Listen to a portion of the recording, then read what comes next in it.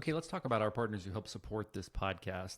Today I'm going to talk about Type Zero, which is typezerohealth.com. It is a business run and founded by a person with type 1 diabetes, John Jensen, who's been on this podcast a couple of times. I've been using this product since 2018. I started training for a half marathon, which I ran in Dallas in December 2018. I was looking for a workout supplement, a pre-workout that I could trust not to spike my blood sugar. And so that's what I've got here in my hand is the clean pre-workout. I use the stim-free version, which doesn't have caffeine. I trust it, and I've used it now. So 2018, it'll be almost 7 years for me using this pre-workout. It really works for me because I can drink it late in the day, and most of my basketball leagues that I'm playing in now are late at night. So I might have a game from 7 p.m., 8 p.m., 9 p.m., and I can make sure that I'm able to get up and play and also be able to fall asleep later that night so I can wake up in the morning, go to work, and meet the demands of my life. Type Zero has gone a step further this year in our partnership, and they've launched the Rob Howe Stack, which also includes a couple of my other favorite products, which is creatine monohydrate,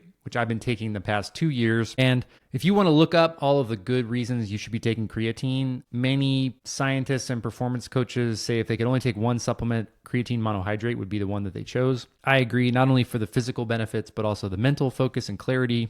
It's good for your brain. Do yourself a favor and add creatine monohydrate to your stack. Something I've also added is this clean hydration and electrolytes pack. I'll show you one of the little sticks. These are a lot smaller than some of the leading competitive brands because they just don't have as much salt in them.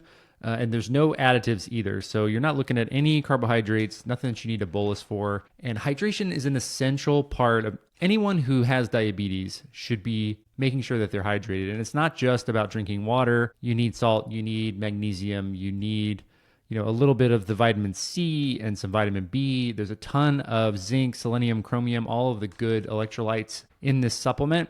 You mix the stick pack with 16 to 20 ounces of water, helps you get hydrated. I've been doing mine in the beginning of the day to start my day and make sure that I'm hydrated.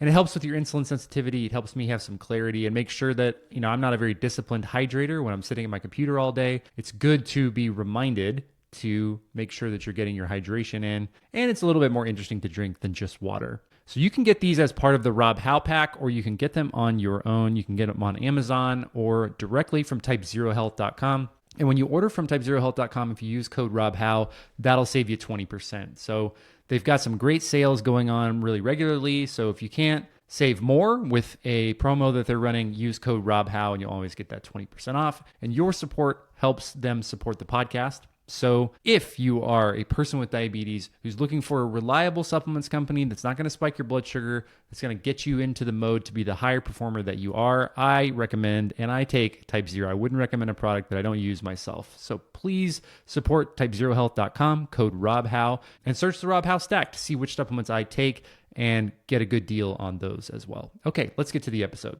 I also want to take this opportunity to promote Diabetes Legends basketball clinics. As you guys know, the last couple of years, we've started to do basketball clinics all throughout the country under our Diabetes Legends basketball clinics name.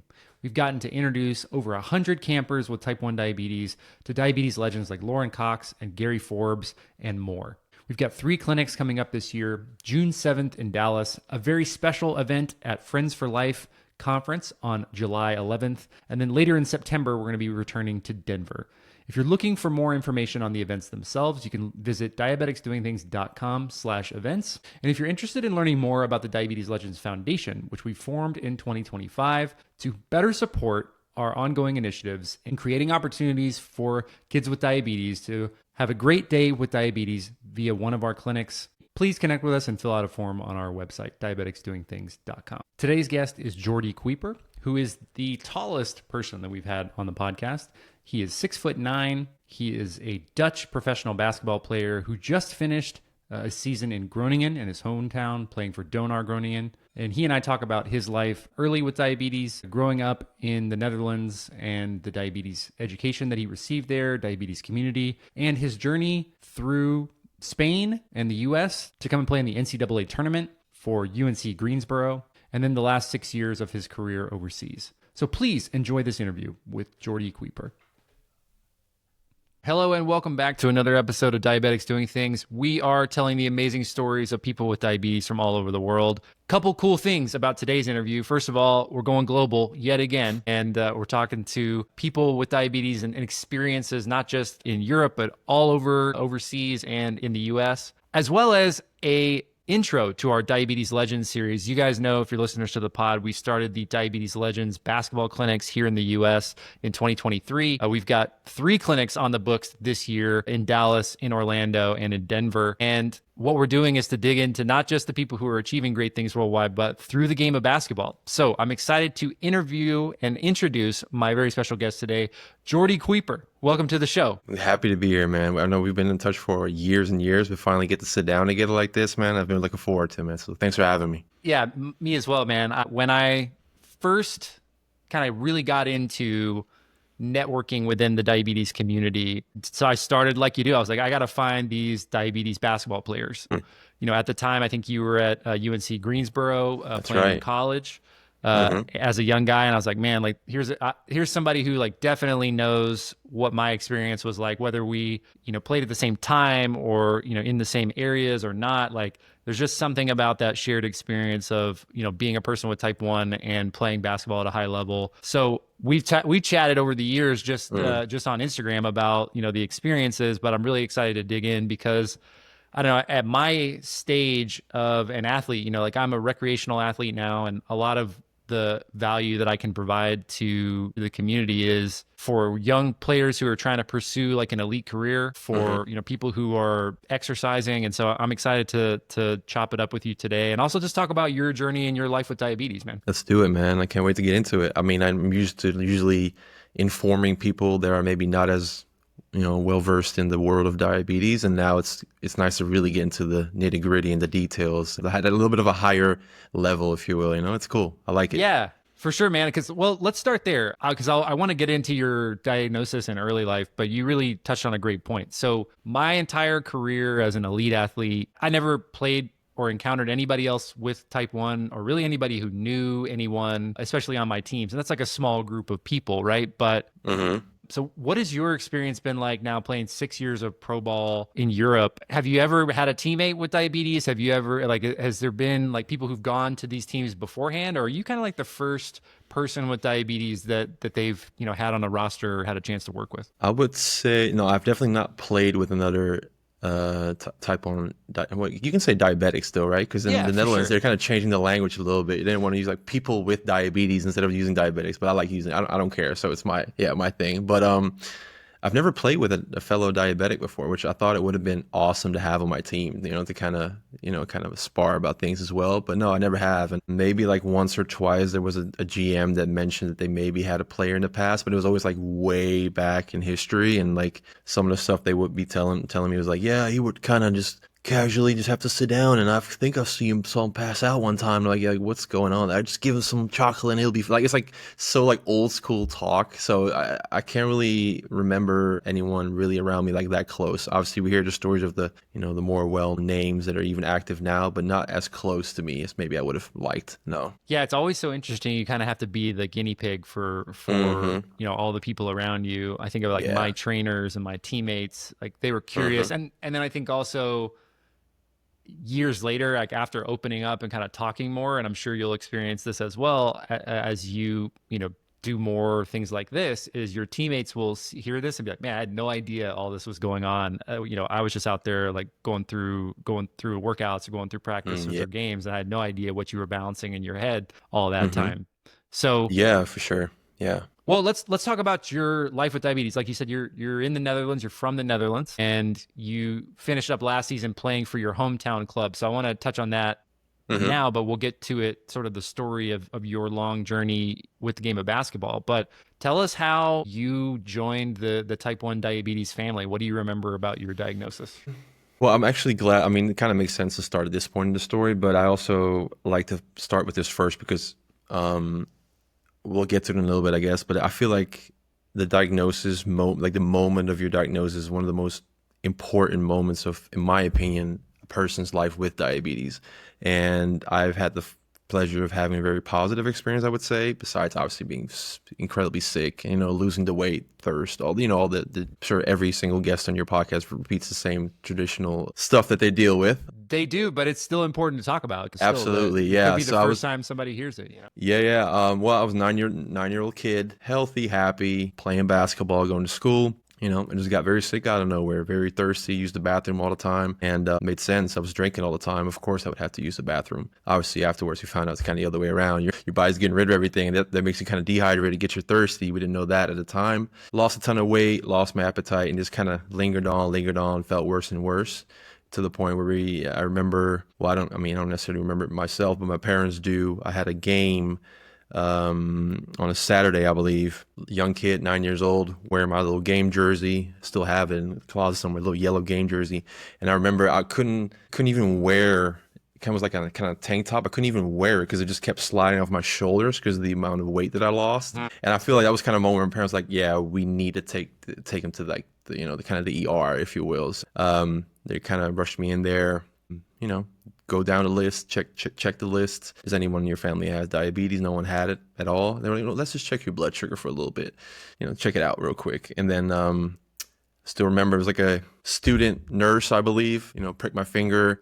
I still kind of remember her face kind of lighting up like what's going on here? Kind of went to the back. It was kind of thin wall. So I remember her calling the doctor and be like, I'm not sure what to do. I've never seen this in my life. What is this? Like, we're just hearing this and we're like, what the hell is going on? So yeah, and then it turned out to, I think it was like 45, which is, I guess, our measurement, which is like millimole, I guess. So maybe you should have I used to have a little app on my phone. Milligrams per deciliter. Like 45 is... It's high. It's high. That's in like I want to say like the 3 to 500s. Yeah, I would say so. Yeah, kind of like maybe like around 400. I don't know. Yeah, but it was rough. So they took me to the hospital, and then they told me I had it. But yeah, what I was gonna get to though is the doctor, and I actually ran into her a couple of weeks ago. The original doctor, Dr. Bucker is her name. I'm not sure she'll listen to this, but either way, I want to send it every chance I have, radiate into the universe. Shout out to Dr. Bucker. Okay, I just did the calculation. It's 800.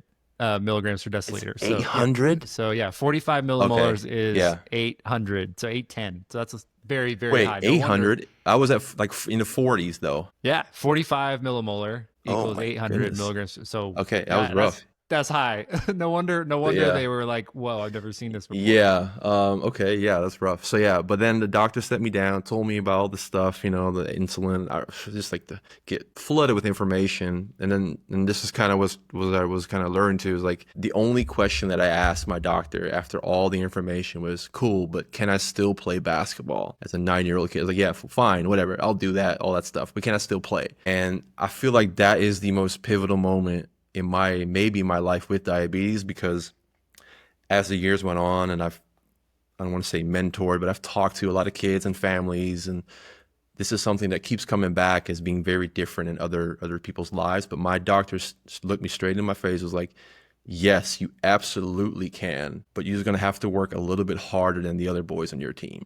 That was the only thing she said. And that was all I needed to hear. And I was just off to the races. And that kind of shaped the trajectory of the rest of my life and my career and my mentality. Because at that moment, you're so vulnerable. And every piece of information, you just soak it up like a sponge. And that dictates the whole rest of your life, in my opinion. Because all the kids that I talk to, and I'm sure you've heard a lot of this too, they maybe ask the same question. But instead of the answer that I got, they get told, you know what, sports is very dangerous, be very careful, there's all these risks. Maybe I've heard kids say, maybe you should stop playing basketball or stop playing soccer, because it's just maybe it's not for you, stuff like that.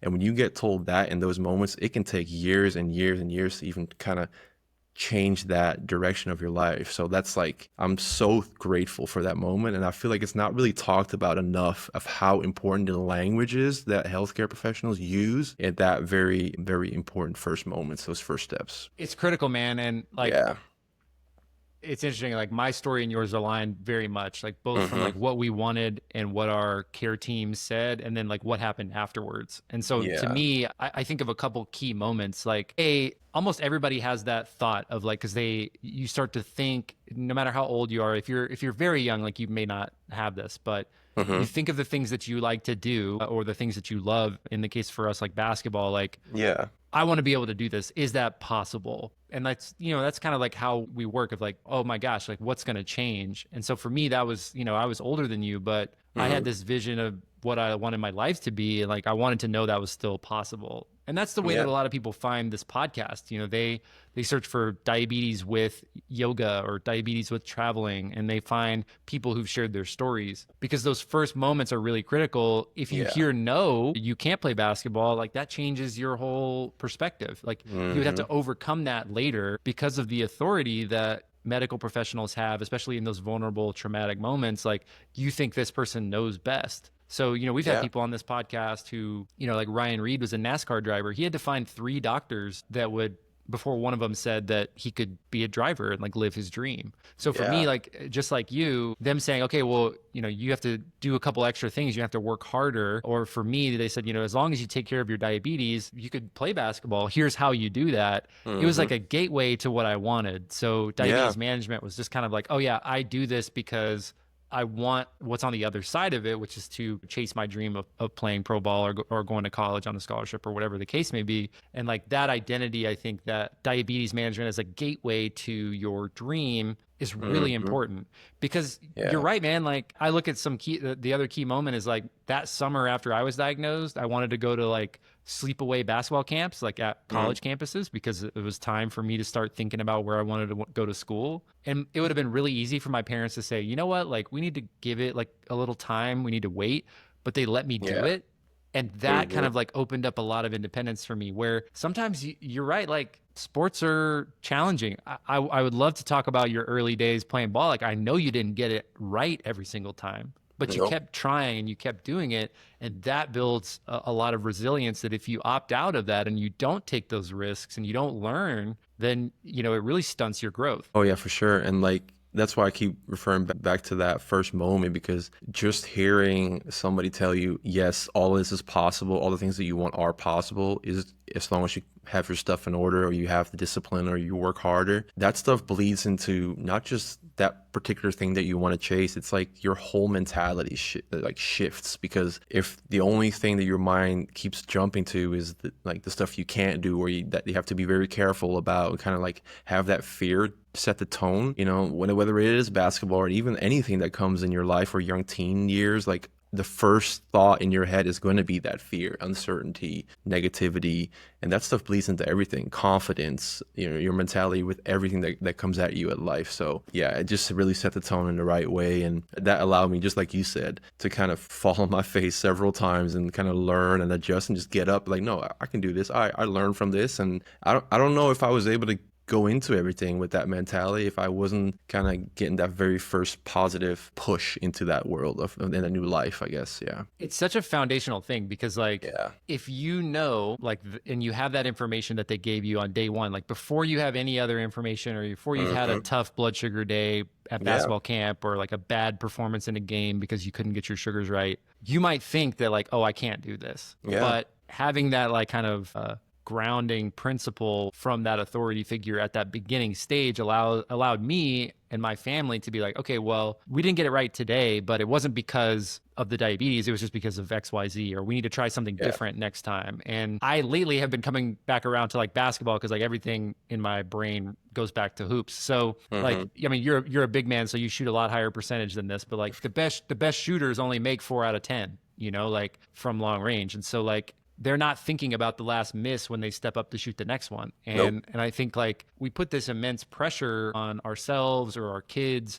to be perfect, and like, oh, well, I have to have my diabetes management exactly perfectly in control, or else I'm not going to be able to do what I want. And that isn't really how it works. And so to me, I always came back to that basketball principle of like the shooter's mentality. You got to make the next one, you got to get the next one right. And like, how does that show up for you? I mean, honestly, I've never thought of it this way, but it's so funny how like Well, I'm a huge Star Wars fan, and George Okay. Lucas has his famous quote where he kind of talks about his two trilogies, and he goes, it's kind of like poetry; it rhymes. And that's kind of his go-to line. And the fact that we were talking about the diagnosis part, and you bringing it back to basketball, it just kind of lit up in me because when I was 16, I went to Spain for a year trying to make it to college, and my coach there.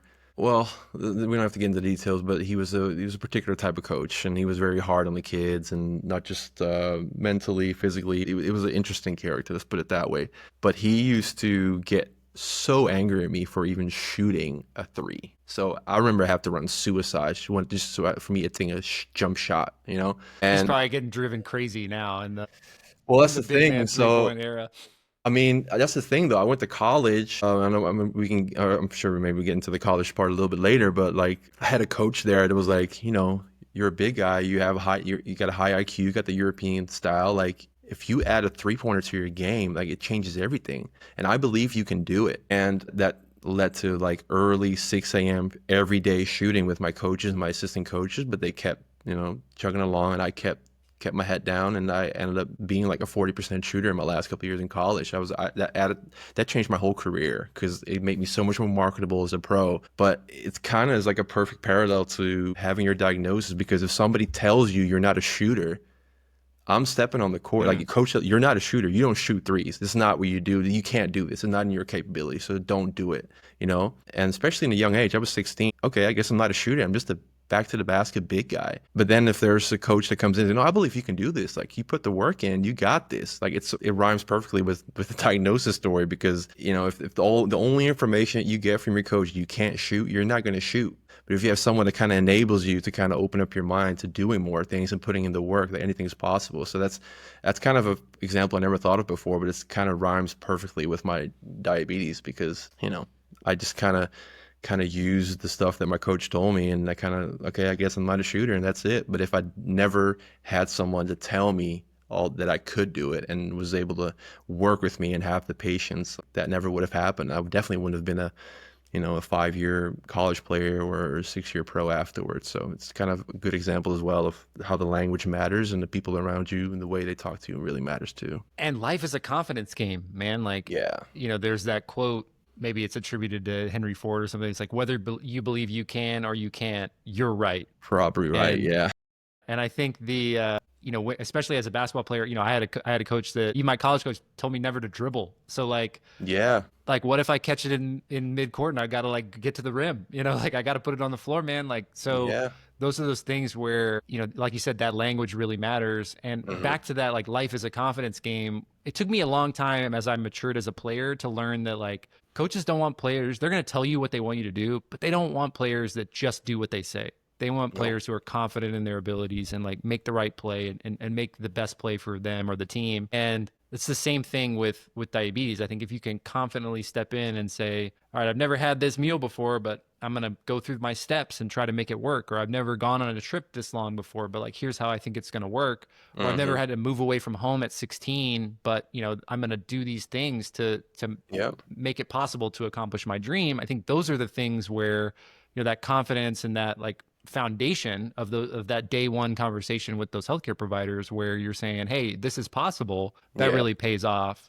And I want to kind of go back to that a second before we go on to your basketball career. Diabetes in the Netherlands. Like, first of all, shout out to Vichka and to Lois, who are big diabetes NL folks that I've met overseas over the years at some of the big events over there. You guys kind of like lead the way in terms of like education and community. We're like way ahead of the rest of the world. So like, what do you remember about those early days of like education and community when you were, 9 and learning the ropes with diabetes? Yeah. So I'm also very grateful that pretty like early on, I would say, my healthcare team, got the stuff in, the diagnosis, got the big book with all the carbs and all the food information. But like, I feel like it was within months of kind of getting to grips with my new life and trying to get the grips with it, they pretty much immediately introduced me to some of the organizations, initiatives that were helping, especially younger people, getting in touch with other diabetics at around the age, and really using sports as well to kind of get that message out. Like, hey, like,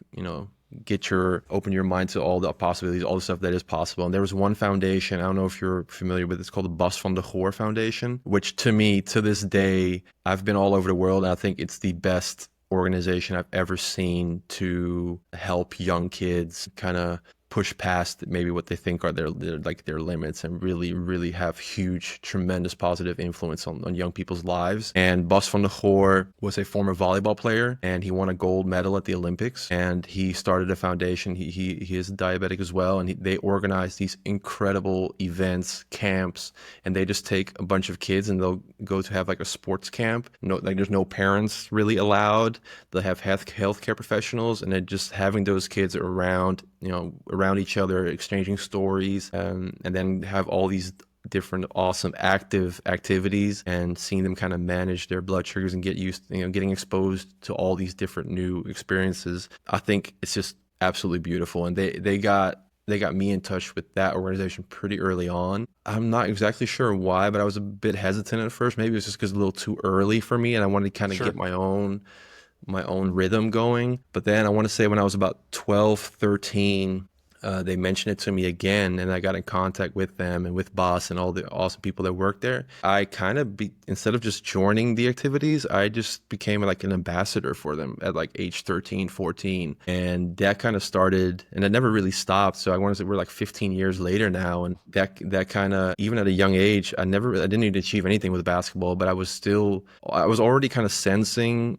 how incredibly important and valuable it is to just put, even if it's just two diabetics in a room together, and maybe even more powerful than having medical advice from a medical team. Yeah.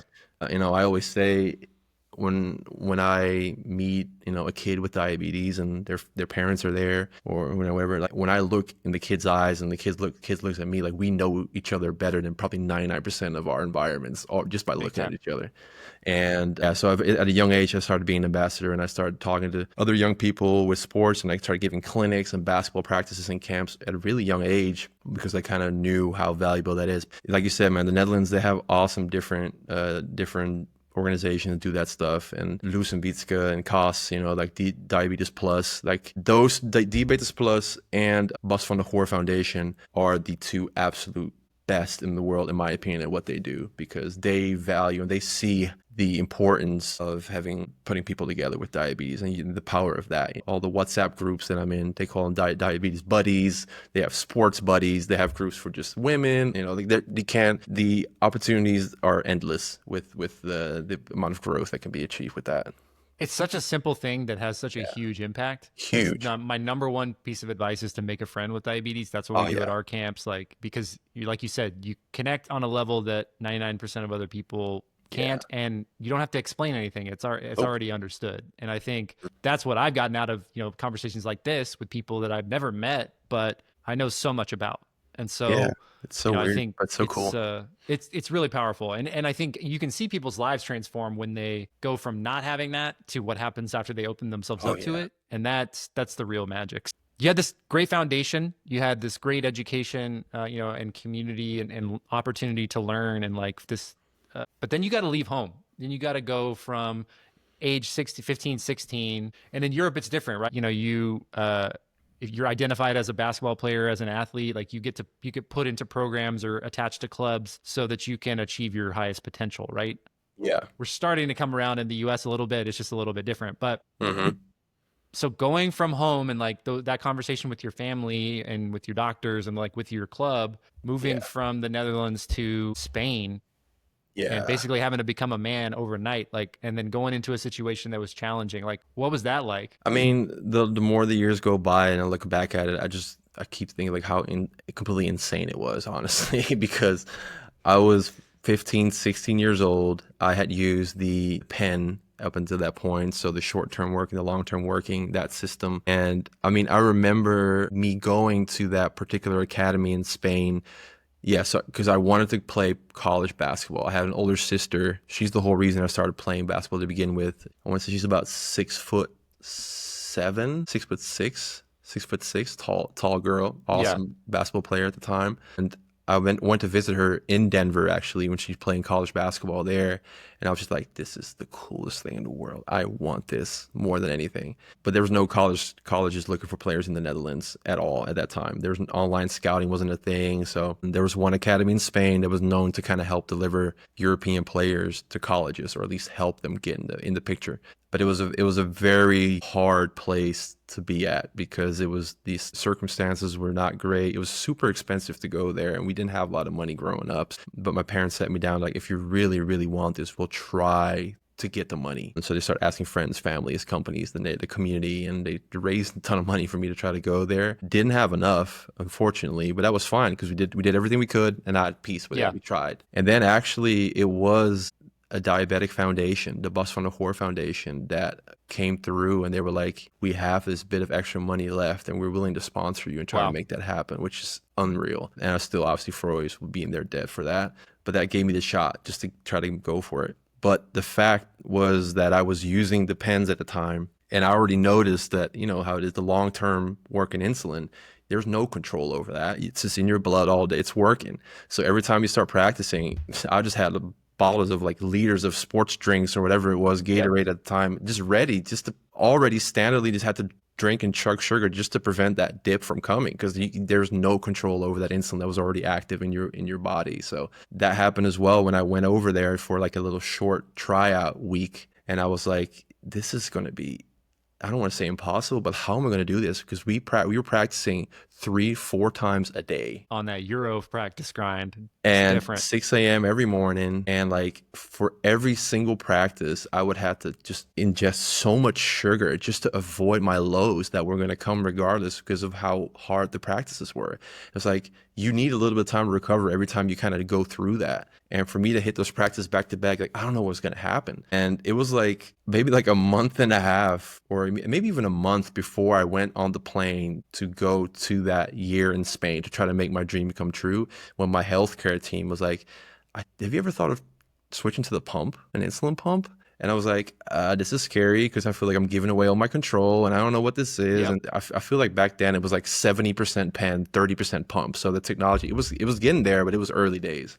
And I was like, I don't know. And they, I put my trust in them because they knew me through and through. And they were like, I think you should give it a shot. And I was like, all right, let's just try it. And I think that back then there was like a month or a month and a half process to kind of get used to it and everything. And I think we did in like a week or two.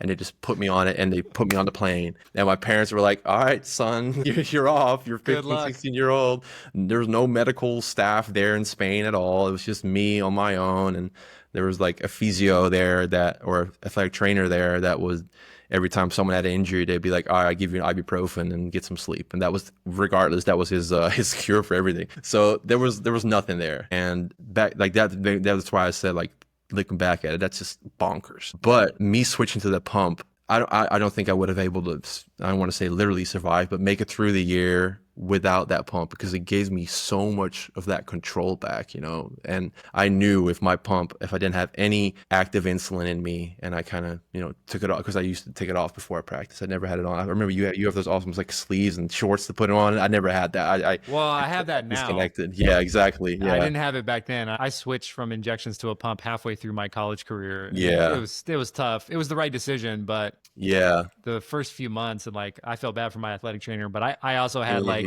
I had to buy my own, because I played Division II, so like, we didn't have a ton of resources. It's pre-NIL too, so like, yep, I had to buy my own like Gatorade pallet every year. So I just had tons of Gatorade in there. I was just chugging it every day. Yeah, it's rough. Yeah, but yeah, me switching to the pump was a game changer, because it allowed me to have that much more control. I went there, and it was hell. There's a lot I don't even remember from that year, because I kind of just blocked out of my memory. But yeah, I just worked my ass off, man. And that's when the college coaches came to see me, and eventually Wes Miller of UNCG came to see me. Actually, didn't come to see me. Went to see another player.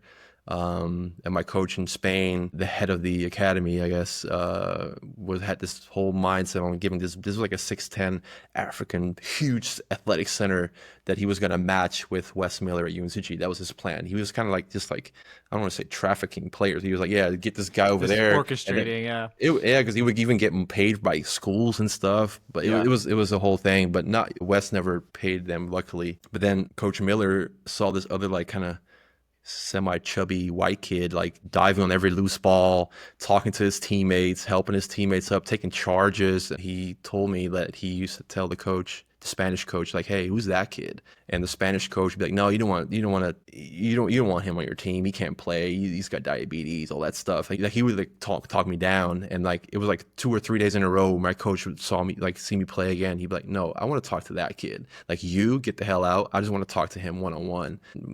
We sat down together, and he told me his vision of how he saw his culture in the basketball. He was a young coach just starting at UNCG, and he wanted to build a culture, and we kind of shared our vision for that. And it was like a kind of love at first sight, I guess. And he promised me, if you stick with me, I believe in your last couple of years in college, we'll be fighting for championships. And I was all in. Yeah. I remember even, which was so powerful to me, when my signing was announced and they had like a little, how they do it in the States. It's awesome. They go media and mini documentaries and footage, and it was like awesome. But he was very vocal about how my diabetes actually impacted the coaching staff's feelings about me in a very positive way. Actually, I always keep the quote kind of handy because I use it when I speak as well. And he said, "Yeah, Jordy's diabetes certainly impacted our feelings about him in a very positive way, because we knew he had overcome some things in his life, and it said a lot about his character. The more we learned about him, the more we knew that he was the guy we ultimately wanted,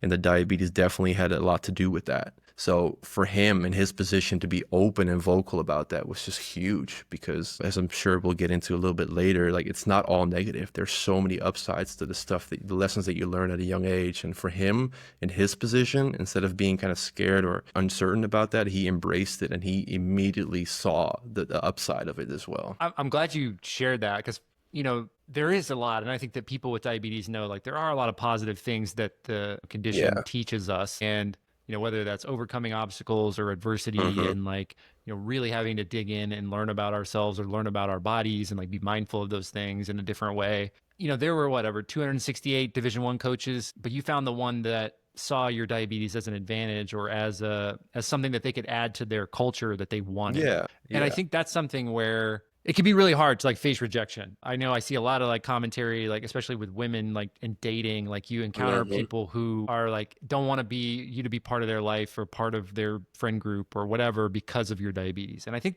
it's hard in the moment, but long term, that's an advantage. Like encountering coaches who don't want you there because of your diabetes, like that's an advantage long term, because you avoided a lot of pain from being in a situation you didn't want to be in. And someone out there can see it as an advantage and can see it as something they want to add to their program. And he was right. Your last few years at Greensboro, you guys were competing for conference championships. Yeah, went back to back. You played your last game in the NCAA tournament. Those are, not everybody gets that. That's like a really, really, really rare group, in an already rare group of people who play, high level college basketball.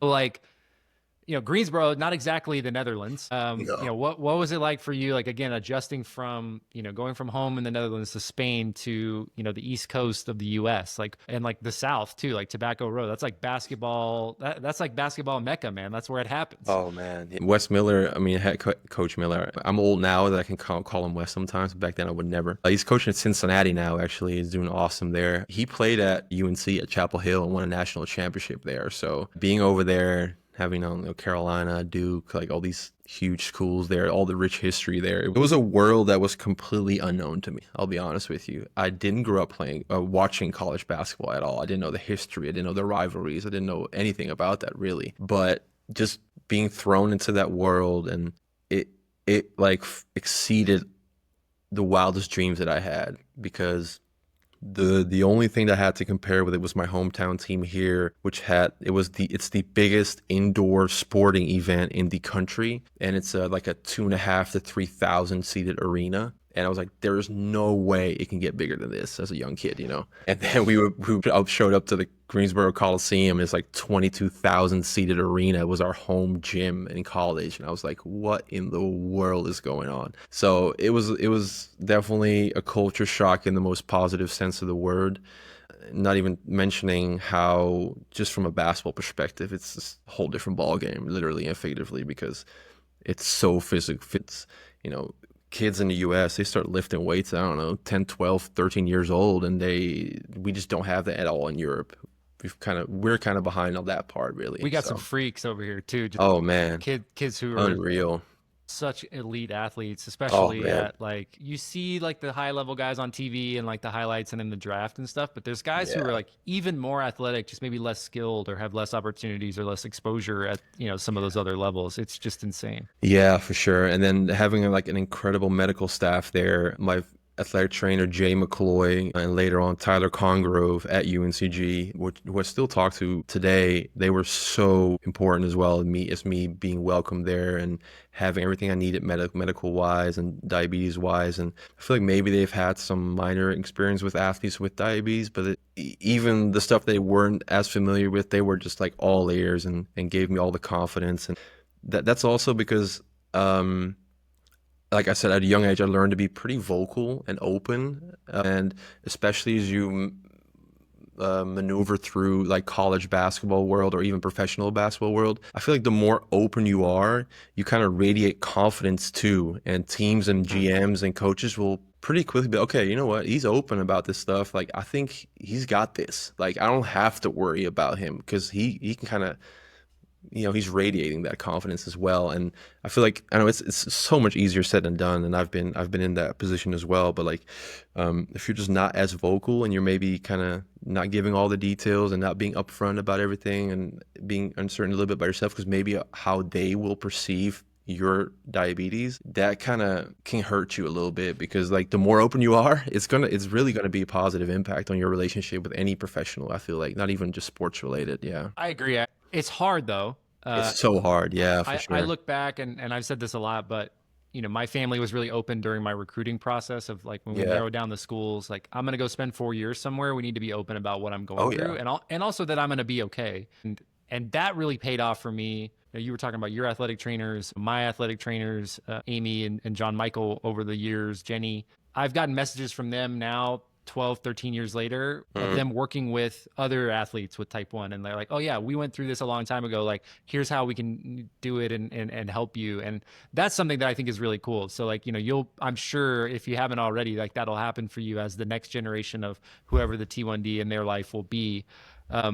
And it is really important to be upfront. I think in my years trying to play pro ball, there were a lot of reasons to cut me besides diabetes, mostly like defensively, like where do we put this guy? But I wasn't as upfront. My agent had given me advice. Like, he's like, we want to just get you in the door. Like, can you manage it without telling them? And then we'll sign your deal. And then they can tell them after the fact. I would be stressing, man. Looking back, I wish I would have just been, a little more open on that. But it worked out for me one way or the other. And I just encourage people to, like, someone out there can find it as an advantage, like your coach, like Coach Miller. And those people know what they're talking about. So, that there's somebody out there, there is a place for you. And it's not going to be the diabetes that stops you from getting, where you want to go. Yeah. And I kind of don't want to forget to mention like the adjustment, like non-basketball related, but diabetes related. And I don't want to get like, it's not a political podcast or anything, but like for me, adjusting to just like the healthcare world in the US, and me being at a D1 school, having everything paid for and covered, I was like, yeah, of course it's covered, because it's a chronic illness, it's going to be paid for, like it had been my whole life. I don't have to worry about this stuff. And then me getting in, kind of setting up my community there and getting in touch with JDRF at the time and all the other organizations that were kind of around there, and maybe starting up my own events maybe, and like giving basketball practices and camps there. As I got in touch with all these families and kids, I was just like completely shocked and mind blown as to like hearing parents talk about how they were selling their car just to afford test trips for their child.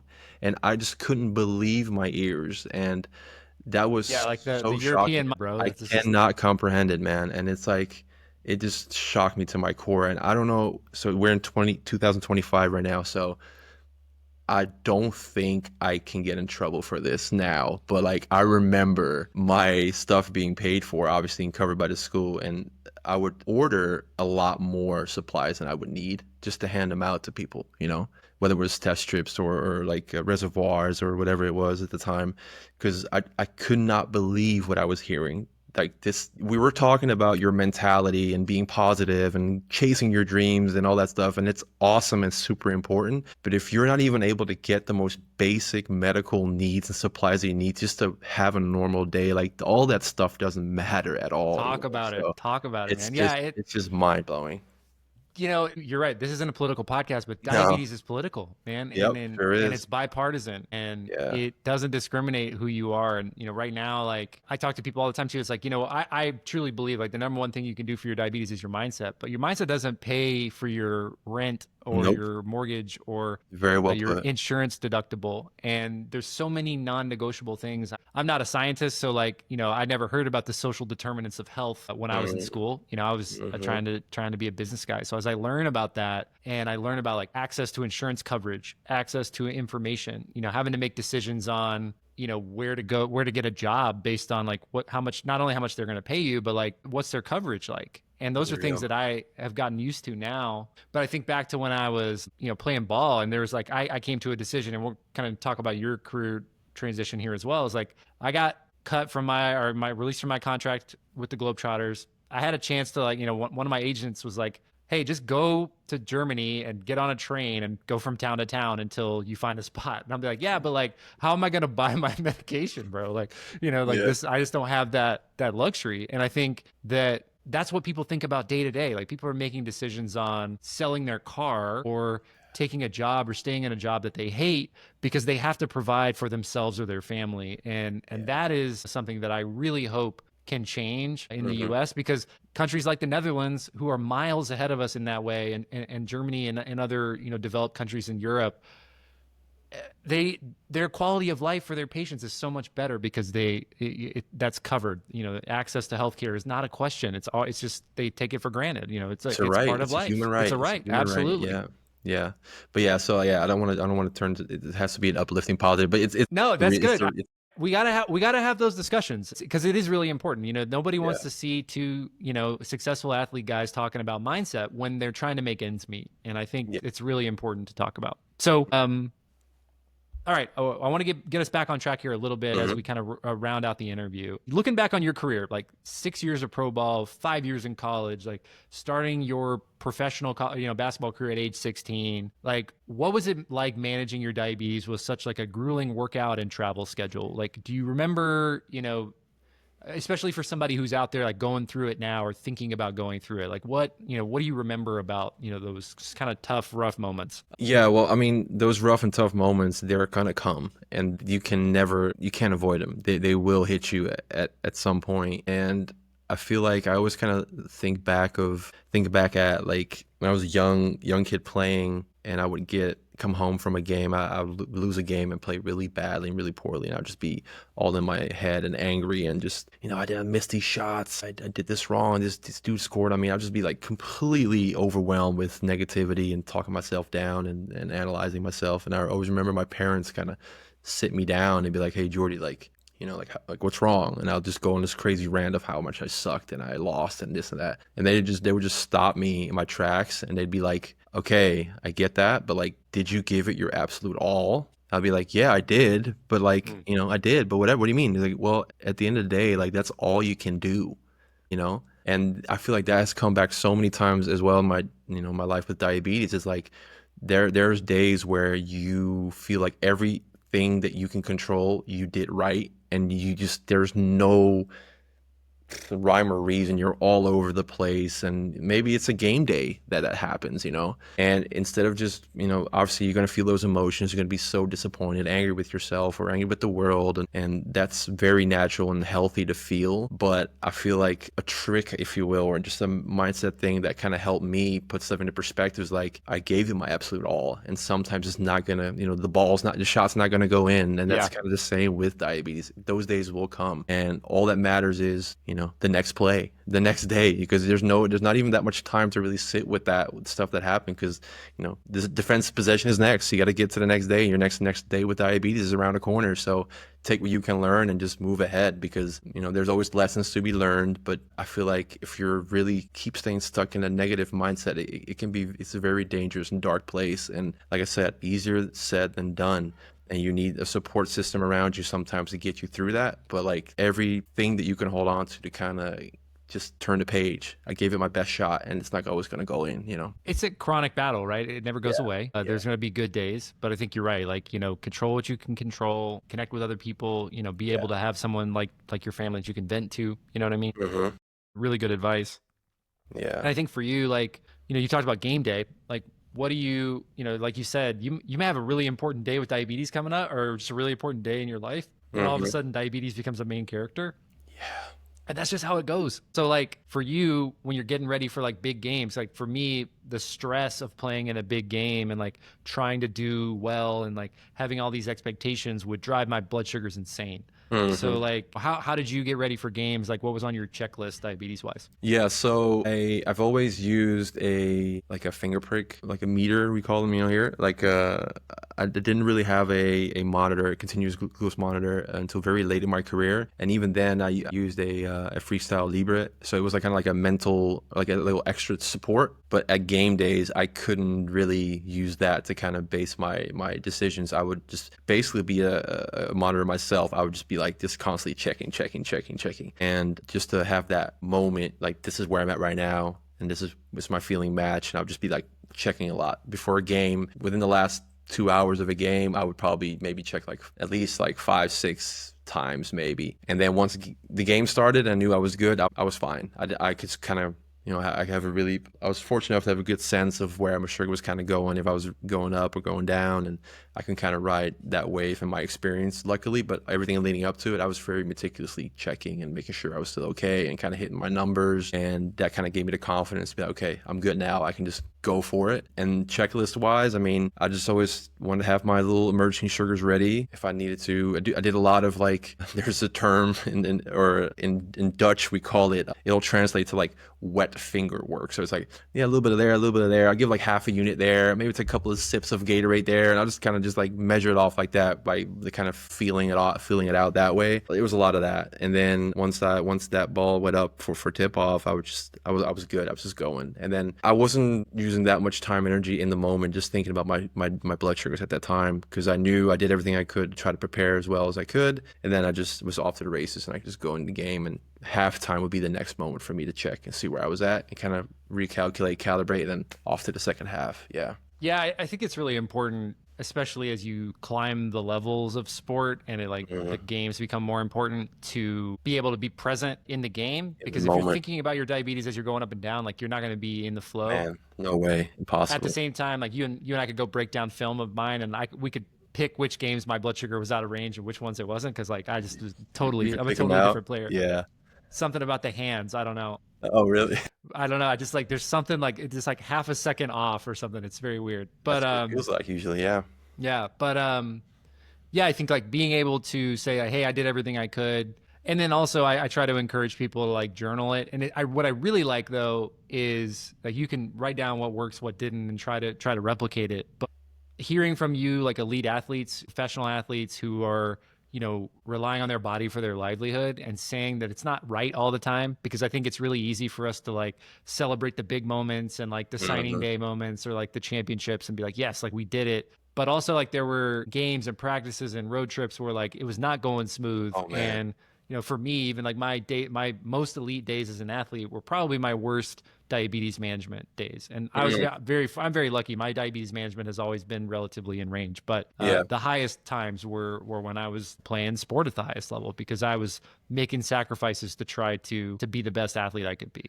And it's a tricky thing too, because I feel like people in your position too, you have a huge following. It's awesome. All the stuff you do is so awesome, but I can imagine, obviously you've luckily done a great job of really portraying the image realistically. But I noticed early on, when I was almost on a daily basis, I still get emails or texts from kids with diabetes all over the world just asking questions, practical questions. But I've noticed early on that I was maybe focusing a little bit too much on the wins, and it kind of created an image where people are thinking, wait, Jordy is playing basketball or whatever in college. He's got this stuff figured out. Like he's, there's no mistakes. He doesn't have bad days. It's like a perfect life. He's figured it out. I need to ask him, how do you do it? And that kind of changed my mindset, because like I feel like it's so important to reiterate, like, no, we're not perfect. Maybe we might have good numbers to be in range, but we have awful days. We're just all over the place, and like that's so important to highlight as well. It happened to me a few years ago, like